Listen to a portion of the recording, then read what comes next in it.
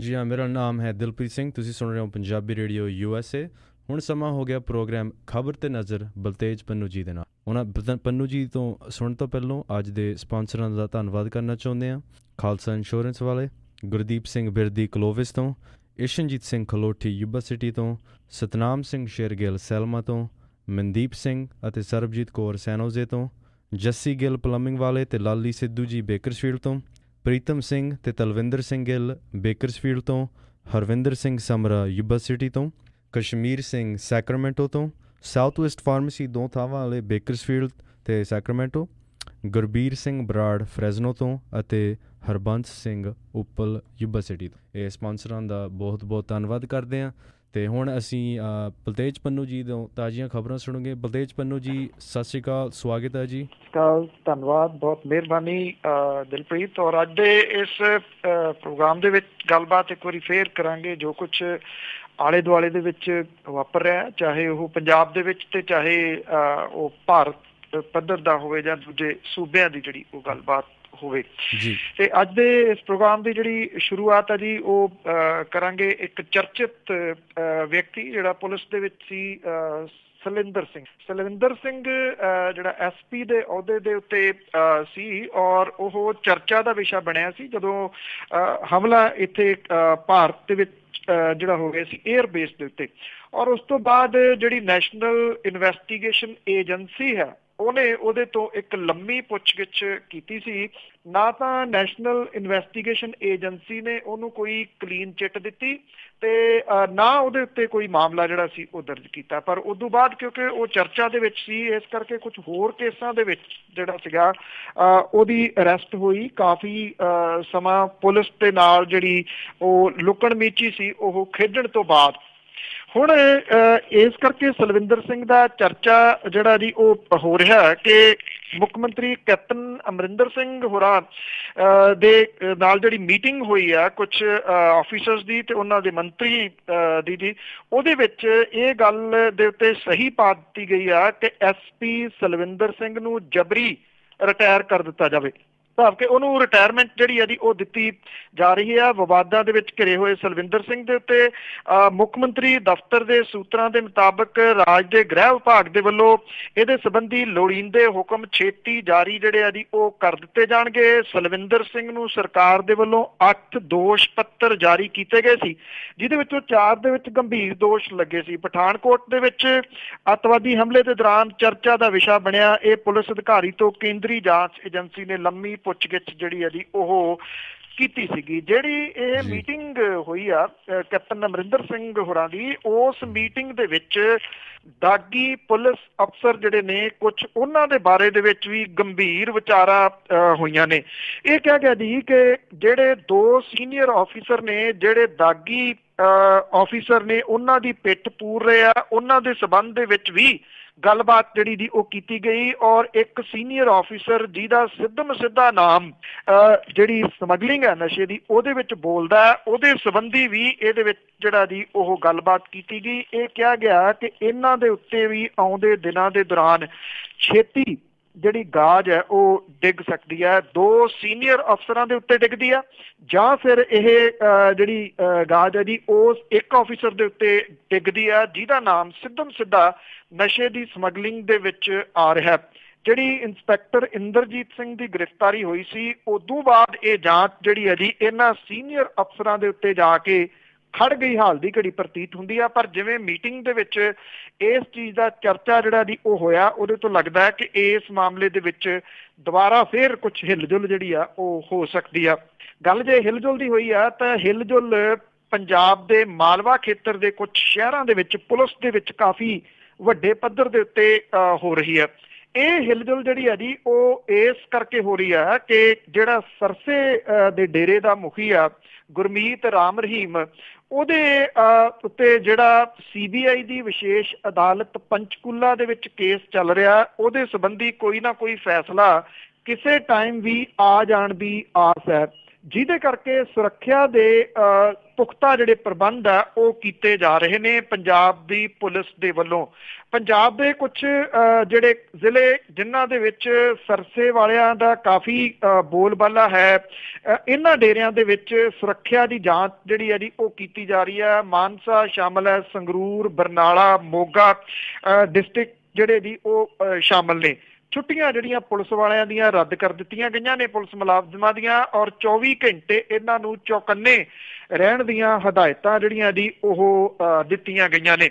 ਕੁਝ paramilitary forces ਜਿਹੜੀਆਂ centre ਤੋਂ ਵੀ ਮੰਗਵਾਈਆਂ ਜਾ ਰਹੀਆਂ ਨੇ, ਔਰ ਇਹਦੇ ਇੰਤਜ਼ਾਮ ਦਾ ਇੱਥੋਂ ਅੰਦਾਜ਼ਾ ਲਾਇਆ ਜਾ ਸਕਦਾ ਹੈ ਕਿ ਇਹਨਾਂ ਨੂੰ ਰੱਖਣ ਦੇ ਵਾਸਤੇ ਜਿਹੜੀਆਂ ਧਰਮਸ਼ਾਲਾਵਾਂ ਨੇ ਉਹਨਾਂ ਦੇ ਵਿੱਚ ਪ੍ਰਬੰਧ ਕੀਤੇ ਜਾ ਰਹੇ ਨੇ। ਉਹ ਚਾਹੇ ਤੁਸੀਂ ਮੋਗੇ ਦਾ ਲੈ ਲਓ, ਨਿਹਾਲ ਸਿੰਘ ਵਾਲੇ ਦਾ ਜਿਹੜਾ ਜੀ ਉਹ ਲੈ ਲਓ, ਇਸ ਏਰੀਏ ਦੇ ਵਿੱਚ ਜਿਹੜੀਆਂ ਧਰਮਸ਼ਾਲਾਵਾਂ ਖਾਲੀ ਕਰਾ ਕੇ ਉੱਥੇ ਪੈਰਾਮਿਲਟਰੀ ਫੋਰਸਿਸ ਦੇ ਠਹਿਰਨ ਦਾ ਇੰਤਜ਼ਾਮ ਕੀਤਾ ਜਾ ਰਿਹਾ।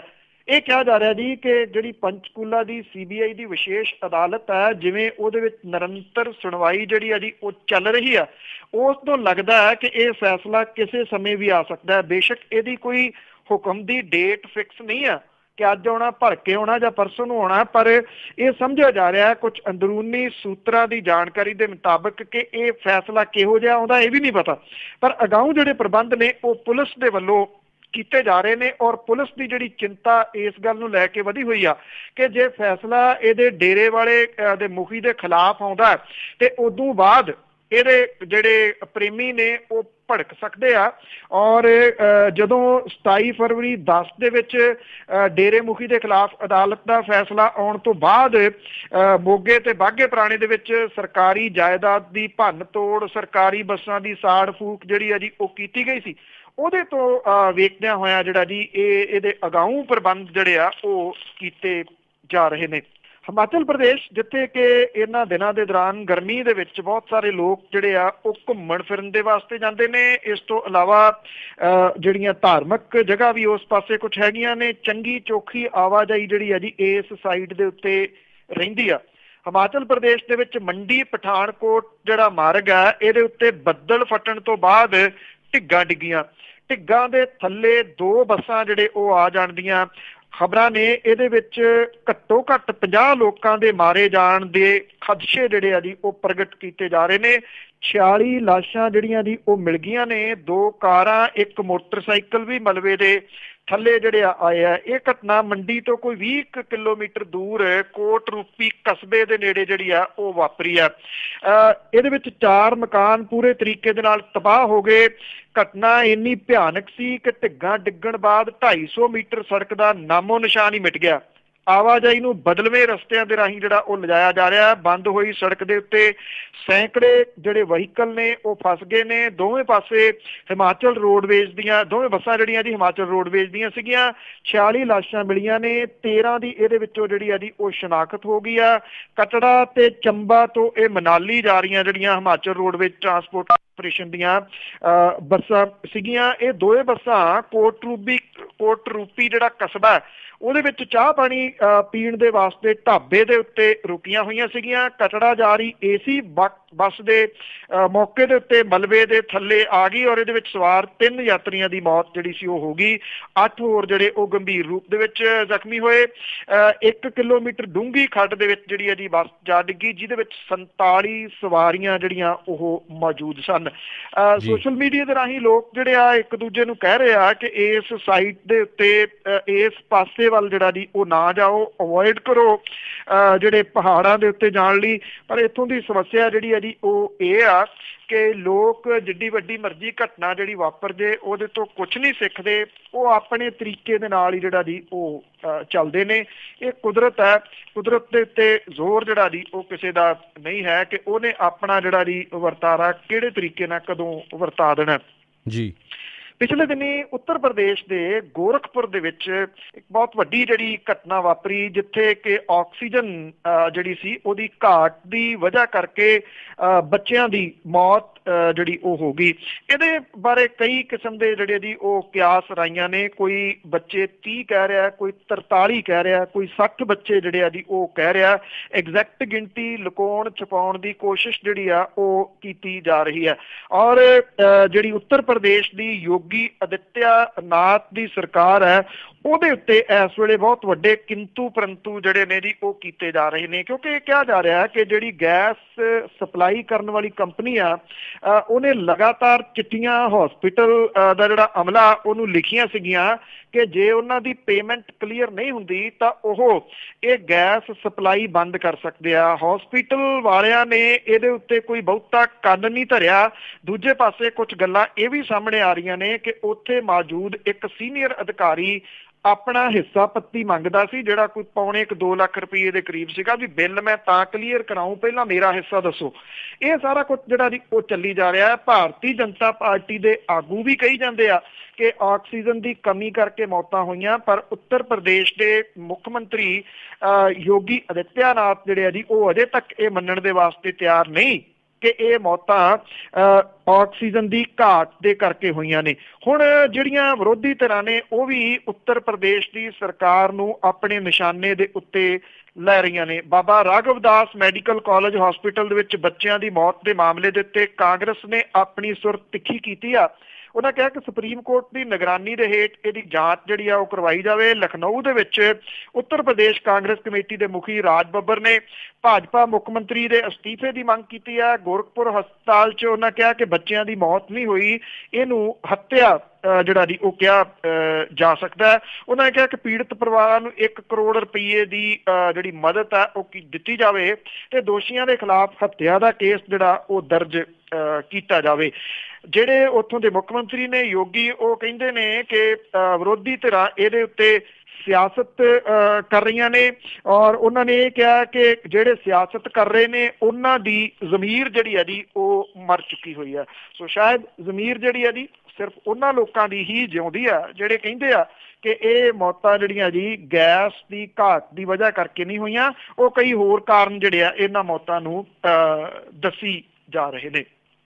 ਜੇ ਗੱਲ ਕਰੀਏ ਕੱਲ ਨੂੰ, ਅੱਜ ਸਾਡੇ ਇੱਥੇ 14 ਅਗਸਤ ਹੈ, ਅਜੇ ਤੁਹਾਡੇ ਤਰੀਕ ਬਦਲਣੀ ਹੈ, ਭਲਕੇ 15 ਅਗਸਤ ਹੈ। 15 ਅਗਸਤ 1947 ਨੂੰ ਮੁਲਕ ਜਿਹੜਾ ਜੀ ਉਹ ਆਜ਼ਾਦ ਹੋਇਆ ਸੀ, ਜਾਂ ਤੁਸੀਂ ਇਹ ਕਹਿ ਲਓ ਮੁਲਕ ਦੀ ਵੰਡ ਹੋਈ ਸੀ ਔਰ ਜਿਹੜੇ ਪੰਜਾਬੀ ਸੀ ਉਹਨਾਂ ਨੂੰ ਧੁਰੋਂ ਰੱਖ ਕੇ ਚੀਰਿਆ ਗਿਆ ਸੀਗਾ। ਇਹ ਚੀਜ਼ ਹਰ ਵਰੇ ਉਹਨਾਂ ਨੂੰ ਸਤਾਉਂਦੀ ਹੈ ਵੰਡ ਦੀ ਕਿ ਕਿੰਨਾ ਨੁਕਸਾਨ ਉਦੋਂ ਜਿਹੜਾ ਹੋਇਆ ਸੀਗਾ। ਪਰ ਸਰਹੱਦੀ ਪਿੰਡਾਂ ਦੇ ਜੇ ਗੱਲ ਕਰੀਏ, ਸਰਹੱਦੀ ਖੇਤਰਾਂ ਦੀ ਗੱਲ ਕਰੀਏ ਤਾਂ 70 ਸਾਲ ਜਿਹੜੇ ਆ ਜੀ ਉਹ ਬੀਤ ਜਾਣ ਤੋਂ ਬਾਅਦ ਅਜੇ ਵੀ ਹਾਲਾਤ ਜਿਹੜੇ ਆ ਜੀ ਕੋਈ ਬਹੁਤੇ ਉਹਨਾਂ ਦੇ ਹੱਕ ਵਾਲੇ ਨਹੀਂ ਹੈਗੇ ਜੀ। ਇਹ ਕਿਹਾ ਜਾ ਰਿਹਾ ਜੀ ਕਿ ਸਰਹੱਦੀ ਪਿੰਡਾਂ ਦੀ ਜ਼ਿੰਦਗੀ ਜਿਹੜੀ ਆ ਜੀ ਉਹ ਅੱਜ ਵੀ ਗੁਲਾਮੀ ਦੀਆਂ ਜੰਜੀਰਾਂ ਦੇ ਵਿੱਚ ਇੱਕ ਕਿਸਮ ਦੇ ਨਾਲ ਜਕੜੀ ਹੋਈ ਆ। ਸਰਹੱਦ ਦੇ ਕੰਢੇ ਵਸਦੇ ਲੋਕ ਆਜ਼ਾਦੀ ਦਾ ਆਨੰਦ ਮਾਣਨ ਦੀ ਬਜਾਏ ਸੰਤਾਪ ਜਿਹੜਾ ਜੀ ਉਹ ਹੰਢਾ ਰਹੇ ਨੇ। ਸਰਹੱਦ ਦੇ ਨਾਲ ਲੱਗਦੇ ਦਰਜਨ ਦੇ ਕਰੀਬ ਪਿੰਡ ਨੇ ਜਿਹੜੇ ਕਿ BSF ਦੀ ਇਜਾਜ਼ਤ ਤੋਂ ਬਿਨਾਂ ਨਾ ਪਿੰਡ ਵਿੱਚ ਦਾਖਲ ਹੋ ਸਕਦੇ ਆ, ਨਾ ਪਿੰਡੋਂ ਬਾਹਰ ਜਾ ਸਕਦੇ ਆ। ਕਿਸਾਨਾਂ ਨੂੰ ਤਾਰੋਂ ਪਾਰ ਖੇਤੀ ਕਰਨ ਦੇ ਵਾਸਤੇ ਵਾਪਸ ਆਉਣ ਦੇ ਵਾਸਤੇ BSF ਦੇ ਜਵਾਨਾਂ ਨੂੰ 2 ਵਾਰੀ ਤਲਾਸ਼ੀ ਦੇਣੀ ਪੈਂਦੀ ਆ, ਜਾਣ ਲੱਗਿਆਂ ਵੀ ਤੇ ਆਉਣ ਲੱਗਿਆਂ ਵੀ। ਹਾਲਾਤ ਜਿਹੜੇ ਜੀ ਇਹ ਨੇ ਕਿ ਇਹਨਾਂ ਪਿੰਡਾਂ ਦੇ ਕੁੜੀਆਂ ਜਿਹੜੀਆਂ ਨੇ ਖਾਸ ਤੌਰ ਦੇ ਤੇ ਉਹਨਾਂ ਨੇ ਸ਼ਹਿਰ ਦੇ ਕਾਲਜਾਂ ਦਾ ਮੂੰਹ ਤੱਕ ਨਹੀਂ ਦੇਖਿਆ, ਕਿਉਂਕਿ ਕਾਲਜਾਂ ਦੇ ਵਿੱਚ ਪੜ੍ਹਾਈ ਕਰਨ ਦੇ ਵਾਸਤੇ ਮਾਪਿਆਂ ਦੇ ਕੋਲੇ ਨਾ ਪੈਸੇ ਨੇ ਨਾ ਟਰਾਂਸਪੋਰਟ ਦੀ ਸੁਵਿਧਾ। 70 ਸਾਲ ਬੀਤ ਜਾਣ ਤੋਂ ਬਾਅਦ ਦਰਜਨ ਦੇ ਕਰੀਬ ਇਹ ਪਿੰਡ ਨੇ ਜਿਹੜੇ ਅੱਜ ਵੀ ਲੱਕੜ ਦੀ ਬਣੀ ਇੱਕ ਬੇੜੀ ਦੇ ਸਹਾਰੇ ਆਉਂਦੇ ਨੇ, ਆਪਣਾ ਸੌਦਾ ਪੱਤਾ ਜਿਹੜਾ ਜੀ ਉਹ ਲੈ ਕੇ ਵਾਪਸ ਚਲੇ ਜਾਂਦੇ ਨੇ। ਅਜੇ ਤੱਕ ਇਹਨਾਂ ਨੂੰ ਇੱਕ ਪੁਲ ਤੱਕ ਜਿਹੜਾ ਜੀ ਉਹ ਨਸੀਬ ਨਹੀਂ ਹੋਇਆ। ਇਹ ਫਿਰੋਜ਼ਪੁਰ ਡਿਵੀਜ਼ਨ ਦੇ ਵਿੱਚ ਜਿਹੜੇ ਪਿੰਡ ਸਾਰੇ ਦੇ ਸਾਰੇ ਪੈਂਦੇ ਨੇ। ਜੇ ਥੋੜਾ ਜਿਹਾ ਉਰੇ ਆ ਜਾਓ, ਜਲੰਧਰ ਦੇ ਨੇੜੇ ਜਿਹੜਾ ਜੀ ਮੰਡ ਦਾ ਏਰੀਆ, 70 ਸਾਲ ਬੀਤ ਜਾਣ ਤੋਂ ਬਾਅਦ ਮੰਡ ਦੇ ਵਿੱਚ ਬੈਠੇ ਅੰਨਦਾਤਿਆਂ ਦੀ ਕਿਸੇ ਨੇ ਸਾਰ ਨਹੀਂ ਲਈ। ਬਿਆਸ ਦਰਿਆ ਹਰ ਸਾਲ ਸ਼ੂਕਦਾ, ਕਿਸਾਨਾਂ ਦੀਆਂ ਜ਼ਮੀਨਾਂ ਤੇ ਜ਼ਿੰਦਗੀਆਂ ਰੋੜ ਦਿੰਦਾ।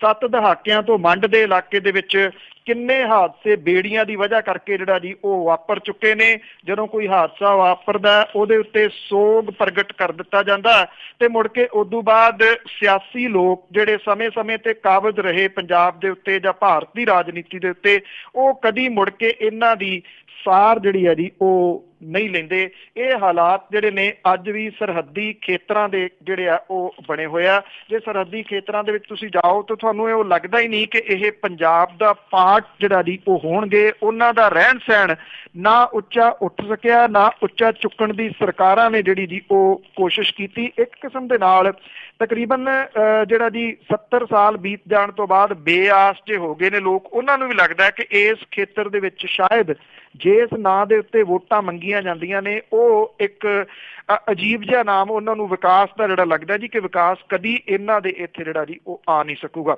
ਜੀ। ਜੇ ਘਟਨਾਵਾਂ ਦਾ ਜ਼ਿਕਰ ਹੋਇਆ ਤੇ ਇਹਦੀ ਯਾਦ ਦੇ ਵਿੱਚ ਇੱਕ ਮਿਊਜ਼ੀਅਮ ਬਣਿਆ ਹੁਣ ਅੰਮ੍ਰਿਤਸਰ ਦੇ ਵਿੱਚ, ਔਰ ਉਹਦੇ ਉੱਤੇ ਵੀ ਜਿਹੜੀ ਹੈ ਜੀ ਉਹ ਸਿਆਸਤ ਹੋ ਰਹੀ ਹੈ। ਪੁਰਾਤਨ ਟਾਊਨ ਹੈ ਜਿਹੜਾ ਅੰਮ੍ਰਿਤਸਰ ਦਾ, ਇਹਦੇ ਵਿੱਚ ਪਾਰਟੀਸ਼ਨ ਮਿਊਜ਼ੀਅਮ ਜਿਹੜਾ ਜੀ ਉਹ ਬਣਾਇਆ ਗਿਆ। 17 ਅਗਸਤ ਨੂੰ ਇਹਦਾ ਦੂਜੀ ਵਾਰੀ ਉਦਘਾਟਨ ਜਿਹੜਾ ਜੀ ਉਹ ਕੀਤਾ ਜਾਣਾ ਹੈ। ਮਿਊਜ਼ੀਅਮ ਦੇ ਪਹਿਲੇ ਭਾਗ ਦਾ ਉਦਘਾਟਨ ਪਿਛਲੇ ਸਾਲ ਨਵੰਬਰ ਮਹੀਨੇ ਦੇ ਵਿੱਚ ਉਦੋਂ ਦੇ ਡਿਪਟੀ ਮੁੱਖ ਮੰਤਰੀ ਸੁਖਬੀਰ ਸਿੰਘ ਬਾਦਲ ਨੇ ਕਰਤਾ ਸੀ ਤੇ ਹੁਣ 17 ਅਗਸਤ ਨੂੰ ਮੁੱਖ ਮੰਤਰੀ ਕੈਪਟਨ ਅਮਰਿੰਦਰ ਸਿੰਘ ਹੁਰੀ ਇਹਦਾ ਫੇਰ ਉਦਘਾਟਨ ਕਰਨਗੇ। ਇੱਕੋ ਅਜਾਇਬ ਘਰ ਦਾ 2 ਵਾਰ ਉਦਘਾਟਨ ਕਰਨ ਦੇ ਉੱਤੇ ਕਿੰਤੂ ਪਰੰਤੂ ਜਿਹੜੇ ਆ ਜੀ ਉਹ ਹੋਣੇ ਸ਼ੁਰੂ ਹੋਏ ਆ। ਲਕਸ਼ਮੀਕਾਂਤ ਚਾਵਲਾ ਨੇ ਇਹਦੇ ਉੱਤੇ ਕਿੰਤੂ ਪਰੰਤੂ ਕੀਤਾ। ਉਹਦਾ ਇਹ ਕਹਿਣਾ ਕਿ 17 ਅਗਸਤ ਨੂੰ ਮੁੱਖ ਮੰਤਰੀ ਕੈਪਟਨ ਅਮਰਿੰਦਰ ਸਿੰਘ ਹੁਰੀ ਪਾਰਟੀਸ਼ਨ ਮਿਊਜ਼ੀਅਮ ਦਾ ਉਦਘਾਟਨ ਕਰਨ ਆ ਰਹੇ ਨੇ, ਜਦੋਂ ਕਿ ਇਹਦਾ ਉਦਘਾਟਨ ਪਹਿਲਾਂ ਹੀ ਹੋ ਚੁੱਕਿਆ। ਉਹਨਾਂ ਨੇ ਇਹ ਗੱਲ ਕਹੀ ਆ ਕਿ ਇਹ ਸ਼ੋਭਾ ਨਹੀਂ ਦਿੰਦਾ ਕਿ ਜਿਹਦਾ ਉਦਘਾਟਨ ਹੋ ਗਿਆ ਹੋਵੇ ਉਹਨੂੰ ਦੁਬਾਰਾ ਜਿਹੜਾ ਜੀ ਉਹ ਕੀਤਾ ਜਾਵੇ। ਉਹਨਾਂ ਦਾ ਇਹ ਕਹਿਣਾ ਹੈ ਕਿ ਸਿਰਫ ਨਾਟਕ ਇੱਕ ਜਿਹੜਾ ਜੀ ਸਿਆਸੀ ਰੂਪ ਦੇ ਵਿੱਚ ਕੀਤਾ ਜਾ ਰਿਹਾ। ਜਿਹੜੇ ਅਜਾਇਬ ਘਰ ਦੇ ਪ੍ਰਬੰਧਕ ਨੇ ਉਹ ਇਹ ਕਹਿੰਦੇ ਨੇ ਕਿ ਜਦੋਂ ਪਹਿਲੀ ਵਾਰੀ ਇਹਦਾ ਉਦਘਾਟਨ ਕੀਤਾ ਗਿਆ ਸੀ ਉਦੋਂ ਅਜੇ ਇਹ ਉਸਾਰੀ ਅਧੀਨ ਸੀ। ਸੁਖਬੀਰ ਸਿੰਘ ਬਾਦਲ ਹੋਰੀ ਕਾਹਲੇ ਪੈ ਗਏ ਕਿ ਬੇਸ਼ੱਕ ਇਹਦੀ ਕੰਸਟਰਕਸ਼ਨ ਚੱਲ ਰਹੀ ਆ, ਮੈਨੂੰ ਉਦਘਾਟਨ ਇਹਦਾ ਕਰ ਲੈਣ ਦਿਓ। ਤੇ ਬਹੁਤੀਆਂ ਵੈਸੇ ਜਿਹੜੀਆਂ ਇਦਾਂ ਦੀਆਂ ਬਿਲਡਿੰਗਾਂ ਸੀ ਉਹਦਾ ਉਦਘਾਟਨ ਉਹ ਅਣਬਣੀਆਂ ਬਿਲਡਿੰਗਾਂ ਦਾ ਜਿਹੜਾ ਜੀ ਉਹ ਕਰ ਗਏ ਸੀਗੇ। ਹੁਣ ਉਹ ਕਹਿੰਦੇ ਆ ਕਿ ਉਦੋਂ 3 ਗੈਲਰੀਆਂ ਬਣੀਆਂ ਸੀਗੀਆਂ, ਹੁਣ ਇਹਦੇ ਵਿੱਚ 13 ਗੈਲਰੀਆਂ ਬਣ ਗਈਆਂ ਨੇ। ਅਜਾਇਬ ਘਰ ਮੁਕੰਮਲ ਹੋ ਗਿਆ, ਇਹਦੇ ਕਰਕੇ ਇਹਦਾ ਉਦਘਾਟਨ ਜਿਹੜਾ ਜੀ ਉਹ ਕੀਤਾ ਜਾ ਸਕਦਾ। ਇਹਦੇ ਕਰਕੇ ਹੀ ਇਹ ਉਦਘਾਟਨ ਜਿਹੜਾ ਜੀ ਉਹ ਰੱਖਿਆ ਗਿਆ। 7 ਦਹਾਕਿਆਂ ਦੇ ਵਿੱਚ ਪਹਿਲੀ ਵਾਰੀ ਆ ਕਿ ਭਾਰਤ ਤੇ ਪਾਕਿਸਤਾਨ ਦੀ ਵੰਡ ਦੀ ਪੀੜ ਨੂੰ ਇਹ ਮਿਊਜ਼ੀਅਮ ਜਿਹੜਾ ਜੀ ਉਹ ਫੋਟੋਆਂ ਦੇ ਰਾਹੀਂ ਦਰਸਾਊਗਾ।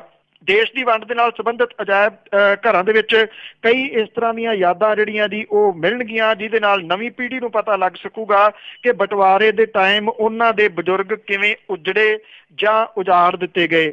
ਯਾਦਾਂ ਦੇ ਵਿੱਚ ਵੰਡ ਵੇਲੇ ਲੋਕਾਂ ਵੱਲੋਂ ਲਿਖੀਆਂ ਚਿੱਠੀਆਂ, ਘਟਨਾਵਾਂ ਨੂੰ ਬਿਆਨ ਕਰਦੀਆਂ ਅਖਬਾਰਾਂ ਦੀਆਂ ਕਾਤਰਾਂ, ਫੋਟੋਆਂ, ਪੀੜਤਾਂ ਦੀਆਂ ਹੱਡ ਬੀਤੀਆਂ, ਉਹਨਾਂ ਦੀ ਆਵਾਜ਼ ਦੇ ਰੂਪ ਦੇ ਵਿੱਚ ਸੰਭਾਲੀਆਂ ਜਿਹੜੀਆਂ ਜੀ ਯਾਦਾਂ ਇੱਥੇ ਰੱਖੀਆਂ ਜਾਣਗੀਆਂ।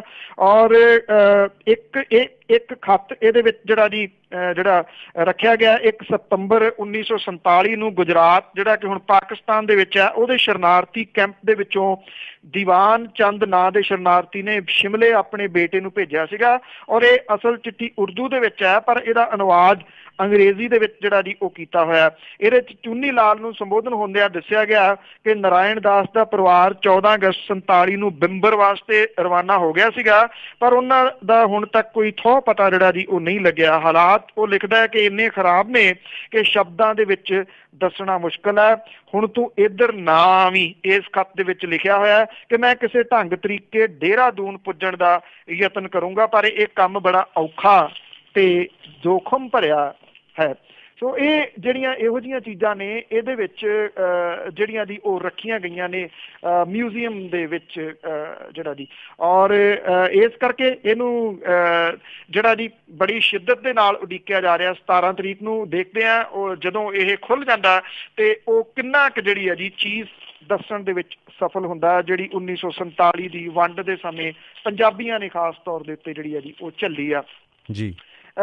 90ਵਿਆਂ ਦੇ ਵਿੱਚ ਇੱਕ ਲੜਕੀ ਬੜੀ ਚਰਚਿਤ ਹੋਈ ਸੀਗੀ ਪੰਜਾਬ ਦੇ ਵਿੱਚ 1994 ਦੇ ਵਿੱਚ। ਔਰ ਇਹ ਕਾਂਡ ਜਿਹੜਾ ਸੀਗਾ ਜੀ ਇੱਥੇ ਬੇਅੰਤ ਸਿੰਘ ਹੋਰਾਂ ਦੀ ਸਰਕਾਰ ਦੇ ਸਮੇਂ ਵਾਪਰਿਆ ਸੀ, ਕੇਤੀਆ ਕਾਂਡ। ਕੇਤੀਆ ਇੱਕ ਵਾਰੀ ਫੇਰ ਜਿਹੜੀ ਹੈ ਜੀ ਉਹ ਚਰਚਿਤ ਹੋਈ ਆ। ਇਹ ਫ੍ਰੈਂਚ ਲੜਕੀ ਸੀਗੀ ਜੀ, ਜਿਹੜੀ ਪੰਜਾਬ ਦੀ ਵਿਰਾਸਤ ਦੇ ਬਾਰੇ ਦੇ ਵਿੱਚ ਇੱਥੋਂ ਜਾਣਨ ਆਈ ਸੀਗੀ। ਔਰ ਐਸੀ ਵਿਰਾਸਤ ਜਿਹੜੀ ਹੈ ਜੀ ਉਹਨੂੰ ਇੱਥੋਂ ਦੇ ਕੁਝ ਲੋਕਾਂ ਨੇ, ਵਿਗੜੈਲ ਲੋਕਾਂ ਨੇ ਦਿਖਾਈ ਕਿ ਉਹ ਕੰਨਾਂ ਨੂੰ ਹੱਥ ਲਾ ਗਈ। ਮੁੜ ਕੇ ਇੱਥੇ ਗਵਾਹੀ ਦੇਣ ਵੀ ਜਿਹੜੀ ਹੈ ਜੀ ਇਸ ਕੇਸ ਦੇ ਵਿੱਚ ਨਹੀਂ ਸੀ ਆਈ। ਉਦੋਂ ਦੇ ਮੁੱਖ ਮੰਤਰੀ ਬੇਅੰਤ ਸਿੰਘ ਹੋਰਾਂ ਦਾ ਪੋਤਾ, ਜਿਹੜਾ ਕਿ ਇਸ ਟਾਈਮ ਵਿਧਾਇਕ ਹੈ, ਉਹ ਇਸ ਘਟਨਾ ਦੇ ਵਿੱਚ ਸ਼ਾਮਲ ਸੀਗਾ। ਹਾਲਾਂਕਿ ਬਾਅਦ ਦੇ ਵਿੱਚ ਇਹ ਸਾਰੇ ਦੇ ਸਾਰੇ ਅਦਾਲਤ ਦੇ ਵਿੱਚੋਂ ਬਰੀ ਹੋ ਗਏ ਸੀ। ਚੰਡੀਗੜ੍ਹ ਦੇ ਵਿੱਚ ਵਾਪਰੀ ਜਿਹੜੀ ਘਟਨਾ ਪਿਛਲੇ ਦਿਨਾਂ ਦੇ ਵਿੱਚ ਵਰਣਿਕਾ ਕੁੰਡੂ ਦੇ ਨਾਲ ਜਿਹੜੀ ਵਾਪਰੀ ਆ, ਉਹਦੇ ਉੱਤੇ ਕਾਤੀਆ ਜਿਹੜੀ ਆ ਜੀ ਉਹਨੇ ਆਪਣੀ ਟਿੱਪਣੀ ਕੀਤੀ ਆ ਇੱਕ ਚਿੱਠੀ ਦੇ ਜਿਹੜਾ ਦੀ ਉਹ ਰੂਪ ਦੇ ਵਿੱਚ। ਉਹਨੇ ਬੜੀਆਂ ਕੁਝ ਜਿਹੜੀਆਂ ਦੀ ਇਹਦੇ ਵਿੱਚ ਗੱਲਾਂ ਜਿਹੜੀਆਂ ਕੀਤੀਆਂ ਨੇ, ਜਿਹੜੀਆਂ ਕਿਸੇ ਨੂੰ ਵੀ ਜਿਹੜੀਆਂ ਉਤੰਬ ਸਕਦੀਆਂ ਨੇ। ਉਹ ਚਿੱਠੀ ਜਿਹੜੀ ਹੈ ਜੀ ਹੂਬਹੂ ਕੀ ਆ, ਮੈਂ ਥੋੜੇ ਜਿਹੇ ਲਫ਼ਜ਼ ਉਹ ਸਰੋਤਿਆਂ ਦੇ ਨਾਲ ਜ਼ਰੂਰ ਜਿਹੜੇ ਸਾਂਝੇ ਕਰਨੇ ਚਾਹੁੰਦਾ। ਕਾਤੀਆ ਜਿਹੜੀ ਹੈ ਜੀ ਉਹ ਇਸ ਚਿੱਠੀ ਦੇ ਵਿੱਚ ਲਿਖਦੀ ਆ ਕਿ ਮੈਂ ਹਮੇਸ਼ਾ ਚਾਹਿਆ ਹੈ ਕਿ ਮੇਰੀ ਪਛਾਣ ਕੁਝ ਵੱਖਰਾ ਕੀਤਾ ਹੋਣ ਕਰਕੇ ਬਣੇ, ਪਰ ਇੱਥੇ ਕਿਸੇ ਹੋਰ ਕਾਰਨ ਕਰਕੇ ਉਹਦਾ ਨਾਂ ਲੋਕਾਂ ਦੇ ਵਿੱਚ ਆ ਗਿਆ। ਉਹ ਲਿਖਦੀ ਹੈ ਕਿ ਮੈਂ ਭਾਰਤ ਦੇ ਵਿੱਚ ਤੁਹਾਡੇ ਸੱਭਿਆਚਾਰ, ਭਾਰਤ ਦੀ ਖੋਜ ਤੇ ਅਮੀਰ ਵਿਰਸੇ ਦੀ ਜਾਣਕਾਰੀ ਲੈਣ ਆਈ ਸੀ। ਮੈਂ ਸਿਰਫ 24 ਸਾਲਾਂ ਦੀ ਸੀ। 31 ਅਗਸਤ 94 ਨੂੰ ਮੈਨੂੰ ਕਿਡਨੈਪ ਕਰ ਲਿਆ ਗਿਆ ਤੇ ਮੇਰੇ ਨਾਲ ਛੇੜਛਾੜ ਕੀਤੀ ਗਈ। ਮੈਂ ਰਾਤ ਨੂੰ ਬਚ ਨਿਕਲੀ ਤੇ ਸਿੱਧਾ ਥਾਣੇ ਗਈ। ਮੁੱਖ ਸਾਜ਼ਿਸ਼ਕਾਰ ਸਣੇ ਮੁਲਜ਼ਮਾਂ ਦੀ ਜਲਦੀ ਪਛਾਣ ਹੋ ਗਈ। ਮੈਂ ਉਹਨਾਂ ਦੀ ਸ਼ਨਾਖਤ ਦੀ ਪਰੇਡ ਦੇ ਦੌਰਾਨ ਵੀ ਪਛਾਣ ਕੀਤੀ। ਘਟਨਾ ਨੂੰ 23 ਸਾਲ ਬੀਤ ਜਾਣ ਤੋਂ ਬਾਅਦ ਮੈਂ ਵੇਖਦੀ ਹਾਂ ਕਿ ਕੋਈ ਬਹੁਤਾ ਫਰਕ ਨਹੀਂ ਪਿਆ। ਸੱਤਾ ਦੀ ਆੜ ਦੇ ਵਿੱਚ ਲੜਕੀਆਂ ਨਾਲ ਬੇਇਨਸਾਫੀ ਜਾਰੀ ਹੈ। ਕਾਤੀਆ ਇਸ ਚਿੱਠੀ ਦੇ ਵਿੱਚ ਲਿਖਦੀ ਹੈ ਕਿ ਕਿਸਮਤ ਨੂੰ ਭਾਰਤ ਦੇ ਕੋਲੇ ਮਹਾਤਮਾ ਗਾਂਧੀ ਵਰਗੇ ਇਨਸਾਨ ਦੀ ਵਿਰਾਸਤ ਹੈ। ਉਹਦਾ ਕਥਨ ਹੈ ਕਿ ਔਰਤ ਨੂੰ ਕਮਜ਼ੋਰ ਮੰਨਣਾ ਮਰਦ ਦੀ ਔਰਤ ਦੇ ਨਾਲ ਨਾ ਇਨਸਾਫੀ ਹੈ। ਤੇ ਲਾਸਟ ਦੇ ਵਿੱਚ ਉਹ ਲਿਖਦੀ ਹੈ ਕਿ ਜੇ ਅਸੀਂ ਅਹਿੰਸਾ ਦੇ ਸਿਧਾਂਤ ਨੂੰ ਅਪਣਾਉਂਦੇ ਹਾਂ ਤਾਂ ਭਵਿੱਖ ਜਿਹੜਾ ਜੀ ਉਹ ਔਰਤ ਦੇ ਨਾਲ ਹੈ। ਉਹਨੇ ਇਸ ਚਿੱਠੀ ਦੇ ਵਿੱਚ ਇਹ ਵੀ ਲਿਖਿਆ ਕਿ 23 ਸਾਲ ਬੀਤ ਜਾਣ ਤੋਂ ਬਾਅਦ ਵੀ ਉਹਨੂੰ ਲੱਗਦਾ ਹੈ ਕੁਛ ਵੀ ਨਹੀਂ ਬਦਲਿਆ। ਉਹ ਕਹਿੰਦੀ ਹੈ ਕਿ ਉਹੋ ਜੀ ਘਟਨਾ ਹੀ ਵਰਣਿਕਾ ਕੁੰਡੂ ਦੇ ਨਾਲ ਜਿਹੜੀ ਹੈ ਜੀ ਉਹ ਵਾਪਰੀ ਆ, ਜਿਹੋ ਜੀ ਉਹ ਕਹਿੰਦੀ 1994 ਦੇ ਵਿੱਚ ਮੇਰੇ ਨਾਲ ਵਾਪਰੀ ਸੀ। ਇਹ ਕਾਤੀਆ ਨੇ ਜਿਹੜੀ ਹੈ ਜੀ ਉਹ ਚਿੱਠੀ ਵਰਣਿਕਾ ਕੁੰਡੂ ਦੇ ਘਟਨਾ ਹੋਣ ਤੋਂ ਬਾਅਦ ਜਿਹੜੀ ਆ ਉਹ ਲਿਖੀ ਹੈ ਜੀ ਇੱਥੇ। ਤੇ ਜਾਂਦੇ ਜਾਂਦੇ ਜਿਹੜਾ ਜੀ ਜਿਹੜੀਆਂ ਇਸ ਵੇਲੇ ਸਭ ਤੋਂ ਵੱਧ ਚਰਚਿਤ ਮੁੱਦਾ ਹੈ ਜੀ ਪੰਜਾਬ ਦਾ, ਉਹ ਕਿਸਾਨ ਖੁਦਕੁਸ਼ੀਆਂ ਨੇ। ਇਹਦੇ ਨਾਲ ਜਿਹੜੀਆਂ ਜੀ ਤਰੇੜਾਂ ਵੀ ਪੈਣੀਆਂ ਰਿਸ਼ਤਿਆਂ ਦੇ ਵਿੱਚ ਜਿਹੜੀਆਂ ਉਹ ਸ਼ੁਰੂ ਹੋਈਆਂ ਨੇ। 9 ਮਾਸ ਦਾ ਰਿਸ਼ਤਾ ਜਿਹੜਾ ਜੀ ਉਹ ਕਿਹਾ ਜਾਂਦਾ ਕਿਸਾਨ ਦਾ ਤੇ ਆੜਤੀਏ ਦਾ। ਜਿਵੇਂ ਕਹਿੰਦੇ ਨੇ ਕਿ ਗੁਰੂ ਬਿਨਾਂ ਗਤ ਨੀ, ਸ਼ਾਹ ਬਿਨਾਂ ਪਤਨੀ। ਇਹ ਜਿਹੜੀ ਇਹਦੀ ਪੁਰਾਣੀ ਕਹਾਵਤ ਸੀਗੀ। ਰਾਮਪੁਰਾ ਫੂਲ ਦੇ ਵਿੱਚ ਇੱਕ ਕਿਸਾਨ ਜਿਹੜਾ ਸੀਗਾ ਉਹ ਖੁਦਕੁਸ਼ੀ ਕਰ ਗਿਆ। ਉਹਨੇ ਆਪਣੀ ਚਿੱਠੀ ਦੇ ਵਿੱਚ ਜਿਹੜਾ ਜੀ ਲਿਖਿਆ ਕਿ ਜਿਹੜਾ ਆੜਤੀਆ ਸੀਗਾ ਉਹਦੀ ਵਜ੍ਹਾ ਕਰਕੇ ਉਹ ਖੁਦਕੁਸ਼ੀ ਕਰ ਗਿਆ, ਕਿਉਂਕਿ ਉਹਦੇ ਸਿਰ ਥੋੜਾ ਕਰਜ਼ਾ ਸੀ। ਆੜਤੀਏ ਨੇ ਬਣਾ ਕੇ ਇਹਨਾਂ ਜਿਹੜਾ ਦੀ ਬਣਾਤਾ ਕਿ ਉਹਨੂੰ ਖੁਦਕੁਸ਼ੀ ਦੇ ਵਾਸਤੇ ਮਜਬੂਰ ਹੋਣਾ ਪੈ ਗਿਆ। ਹੁਣ ਹੋਇਆ ਕੀ ਆ ਜੀ ਕਿ ਰਾਮਪੁਰਾ ਫੂਲ ਦੇ ਵਿੱਚ ਦੋ ਧਿਰਾਂ ਜਿਹੜੀਆਂ ਦੀ ਉਹ ਆਮੋ ਸਾਹਮਣੇ ਹੋ ਗਈਆਂ ਨੇ। ਕਿਸਾਨ ਜਿਹੜੇ ਨੇ ਉਹ ਆੜਤੀਏ ਦੀ ਗ੍ਰਿਫਤਾਰੀ ਦੀ ਮੰਗ ਦੇ ਵਾਸਤੇ ਅੜੇ ਹੋਏ ਨੇ ਔਰ ਜਿਹੜੀ ਮੇਨ ਸੜਕ ਆ ਜੀ ਇਹਦੇ ਉੱਤੇ ਧਰਨਾ ਜਿਹੜਾ ਉਹ ਕਿਸਾਨ ਜਿਹੜੀਆਂ ਜਥੇਬੰਦੀਆਂ ਨੇ ਉਹਨਾਂ ਦੀ ਅਗਵਾਈ ਦੇ ਵਿੱਚ ਆਮ ਲੋਕਾਂ ਨੇ ਲਾ ਦਿੱਤਾ। ਕਹਿੰਦੇ ਕਿ ਜਿਹੜਾ ਆੜਤੀਆ ਉਹਦੀ ਗ੍ਰਿਫਤਾਰੀ ਜਿਹੜੀ ਆ ਉਹ ਕੀਤੀ ਜਾਵੇ। ਦੂਜੇ ਪਾਸੇ ਜਿਹੜੇ ਆੜਤੀਏ ਨੇ ਉਹ ਵੀ ਇਸ ਮਾਮਲੇ ਨੂੰ ਲੈ ਕੇ ਜਿਹੜਾ ਦੀ ਮੈਦਾਨ ਦੇ ਵਿੱਚ ਇਕੱਠੇ ਹੋ ਕੇ ਆ ਗਏ ਨੇ। ਪੰਚਾਇਤੀ ਧਰਮਸ਼ਾਲਾ ਦੇ ਵਿੱਚ ਆੜਤੀਆ ਐਸੋਸੀਏਸ਼ਨ ਪੰਜਾਬ ਨੇ ਜਿਹੜਾ ਜੀ ਇਕੱਠ ਕੀਤਾ ਔਰ ਇਹਦੇ ਵਿੱਚ ਸੰਘਰਸ਼ ਦੀ ਅਗਲੀ ਰੂਪ ਰੇਖਾ ਦੇ ਵਾਸਤੇ ਸੂਬੇ ਭਰ ਦੇ ਵਿੱਚੋਂ 21 ਮੈਂਬਰੀ ਆੜਤੀਆਂ ਦੀ ਕਮੇਟੀ ਜਿਹੜੀ ਹੈ ਜੀ ਉਹ ਬਣਾਤੀ। ਆੜਤੀਆਂ ਨੇ ਕਾਲੇ ਬਿੱਲੇ ਲਾ ਕੇ ਪੰਚਾਇਤੀ ਧਰਮਸ਼ਾਲਾ ਤੋਂ ਸਿਟੀ ਥਾਣੇ ਤੱਕ ਮਾਰਚ ਕੀਤਾ ਤੇ ਥਾਣੇ ਦੇ ਅੱਗੇ ਜਿਹੜਾ ਸੀਗਾ ਜੀ ਉਹ ਧਰਨਾ ਲਾਇਆ। ਇਹ ਜਿਹੜੇ ਆ ਜੀ ਆੜਤੀਏ ਜਿਹੜੇ ਆ ਜੀ ਉਹ ਇਹ ਕਹਿੰਦੇ ਆ ਕਿ ਇਹ ਲੜਾਈ ਹੁਣ ਸਾਡੀ ਆਰ ਪਾਰ ਦੀ ਲੜਾਈ ਜਿਹੜੀ ਆ ਉਹ ਬਣ ਗਈ। ਉਹ ਕਹਿੰਦੇ ਅਸੀਂ ਵੀ ਮੇਨ ਸੜਕ ਦੇ ਉੱਤੇ ਜਾਮ ਜਿਹੜਾ ਜੀ ਉਹ ਲਾਵਾਂਗੇ। ਉਹਨਾਂ ਨੇ ਕਿਹਾ ਕਿ ਜੇ ਪੁਲਿਸ ਨੇ ਆੜਤੀਏ ਤੇ ਦਰਜ ਕੀਤਾ ਝੂਠਾ ਕੇਸ ਵਾਪਸ ਨਾ ਲਿਆ ਤਾਂ 15 ਅਗਸਤ ਨੂੰ ਭਾਵ ਕੇ ਭੜਕੇ ਆੜਤੀਆਂ ਨੂੰ ਲੈ ਕੇ ਰਾਮਪੁਰਾ ਫੂਲ ਦੇ ਵਿੱਚ ਵੱਡਾ ਸੰਘਰਸ਼ ਜਿਹੜਾ ਜੀ ਉਹ ਕੀਤਾ ਜਾਊਗਾ। ਸੋ ਇਹ ਦੋ ਧਿਰਾਂ ਜਿਹੜੀਆਂ ਜੀ ਉਹ ਆਮੋ ਸਾਹਮਣੇ ਆ ਗਈਆਂ ਨੇ। ਇਹ ਖੁਦਕੁਸ਼ੀਆਂ ਜਿਹੜੀਆਂ ਪੰਜਾਬ ਦੇ ਕਿਸਾਨ ਕਰ ਰਹੇ ਨੇ ਇਹਨਾਂ ਦੇ ਕਈ ਰੂਪ ਜਿਹੜੇ ਆ ਜੀ ਉਹ ਵੇਖਣ ਨੂੰ ਮਿਲ ਰਹੇ ਨੇ। ਉਹਦਾ ਇੱਕ ਰੂਪ ਇਹ ਵੀ ਆ ਕਿ ਆੜਤੀਏ ਤੇ ਕਿਸਾਨ ਜਿਹੜੇ ਆ ਜੀ ਉਹ ਦੋ ਧੜਿਆਂ ਦੇ ਰੂਪ ਦੇ ਵਿੱਚ ਹੁਣ ਆਮੋ ਸਾਹਮਣੇ ਹੋ ਗਏ ਨੇ। ਇਹ ਸਨ ਜੀ ਅੱਜ ਦੀਆਂ ਕੁਛ ਗੱਲਾਂ ਬਾਤਾਂ, ਔਰ ਬੜੀ ਮਿਹਰਬਾਨੀ Dilpreet, thank you very much ਜੀ। ਬਹੁਤ ਬਹੁਤ ਧੰਨਵਾਦ ਤੁਹਾਡਾ ਬਲਤੇਜ ਪੰਨੂ ਜੀ, ਸਤਿ ਸ਼੍ਰੀ ਅਕਾਲ ਜੀ। ਮਿਹਰਬਾਨੀ ਜੀ, ਸਤਿ ਸ਼੍ਰੀ ਅਕਾਲ। ਸਤਿ ਸ਼੍ਰੀ ਅਕਾਲ ਜੀ। ਤੇ ਸਨ ਖਬਰਾਂ ਬਲਤੇਜ ਪੰਨੂ ਜੀ ਦੇ ਨਾਲ ਸਾਡੇ ਪੰਜਾਬ ਸਟੂਡੀਓ। ਤੇ ਹੁਣ ਜੀ ਸੁਣਦੇ ਰਹੋ ਪੰਜਾਬੀ ਰੇਡੀਓ USA, ਤੇ ਇੱਦਾਂ ਹੀ ਅਸੀਂ ਕੱਲ੍ਹ ਨੂੰ ਮਿਲਦੇ ਖਬਰ ਤੇ।